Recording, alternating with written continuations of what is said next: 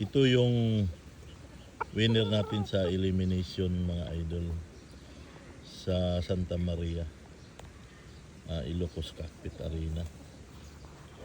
Ngayon wala to siyang sugat, pero nung binitaw namin ngayon, ano na siya, yung parang bisaklat na yung paan niya.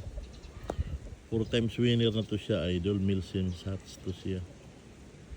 Ang gagawin ko nito, gawin ko na lang tong broodcock kasi ang galing nito mga idol. Gawin ko na lang broodcock, hanapin ko yung kapatid nito, i-brother sister meeting ko to siya mga idol. Napakagandang manok hats yan. Gawin ko na lang to sa Batangas.